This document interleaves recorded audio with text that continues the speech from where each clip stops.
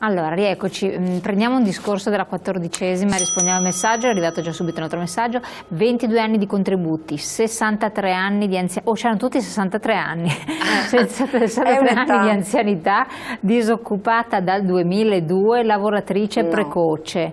Può accedere all'APE? No, deve attendere l'età di vecchiaia e può andare in pensione. Cioè, se è lavoratrice dipendente del privato, attualmente sono i 65 anni e 7 mesi che dicevo prima. È una solita tragedia, c'è uno a 63 anni che si trova un lavoro, cioè diventa una cosa paradossale. Però ha il minimo, che comunque ha il diritto di avere una pensione al compimento dell'età di vecchiaia, poi deve seguire l'andamento, anzi basta che venga nei nostri uffici dello SPCGL, il patronato Inca, casomai per qualsiasi cosa noi possiamo essere anche più precisi, fare proprio l'analisi bene individuale delle posizioni.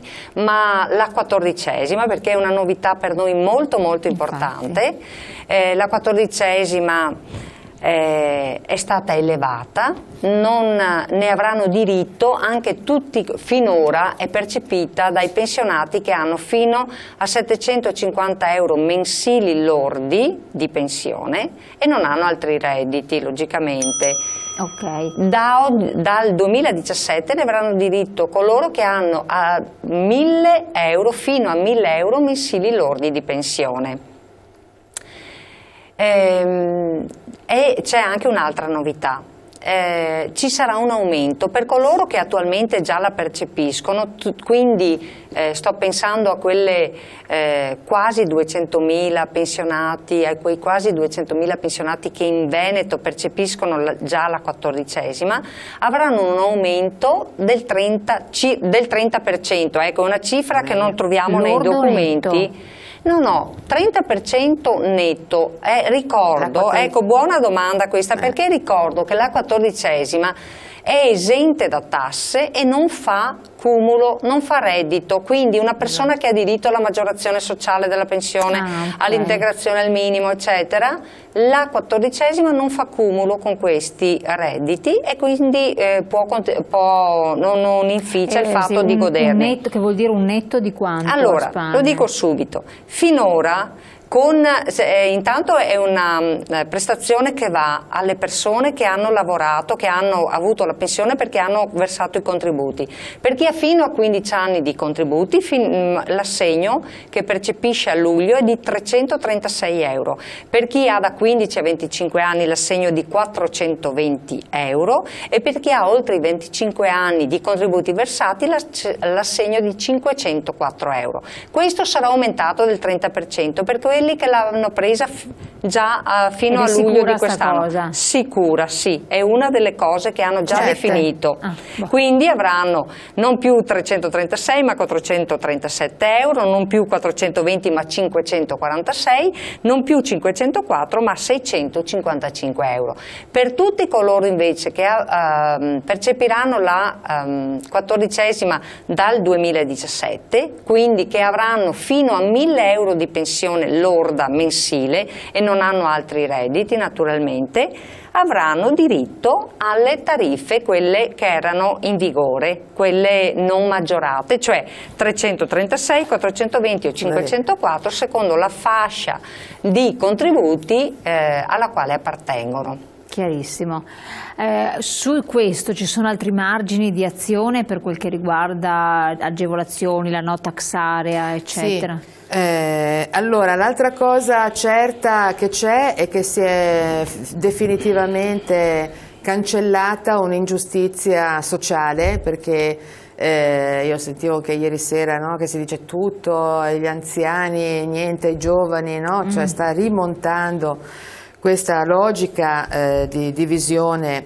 Una delle tante divisioni che c'erano e continueranno ad esserci, perché questo è un pezzo, era proprio il fatto dell'esenzione, cioè c'erano un livello di esenzione dal pagamento dell'IRPEF diversa fra lavoro dipendente e pensionati a seconda dell'età, e questa era un'ingiustizia esistente solo in Italia. Oltretutto all'estero, come abbiamo detto tante volte anche in questa trasmissione, è esattamente il contrario, cioè chi è in pensione, siccome ha già versato tanto, ha un IRPEF che è molto inferiore a quella dei lavoratori dipendenti. Qui invece non era così. Allora la no tax area è diventata uguale per tutti a prescindere dall'età, e questa cosa non solo vale per l'IRPEF nazionale, ma vale anche per le addizionali locali, sia regionale che comunale. Quindi sembrerà poco, ma sono sempre quei pezzi che, insomma, importanti, che si portano a casa.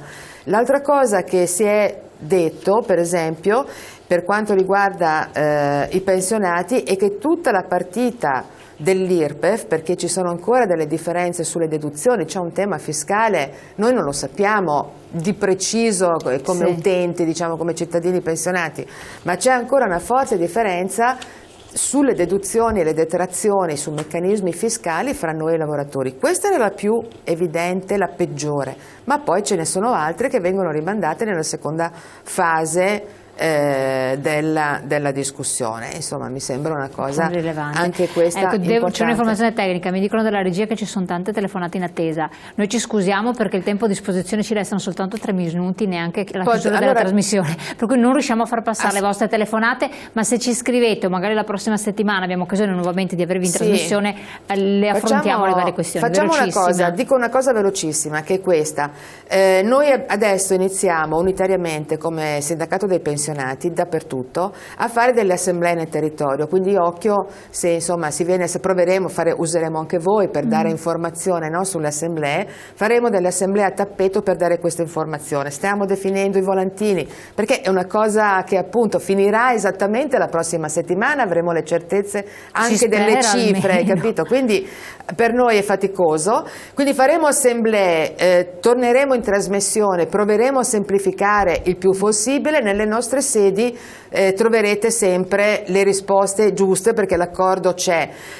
Ultimissima cosa, guardate, non c'è niente di certo.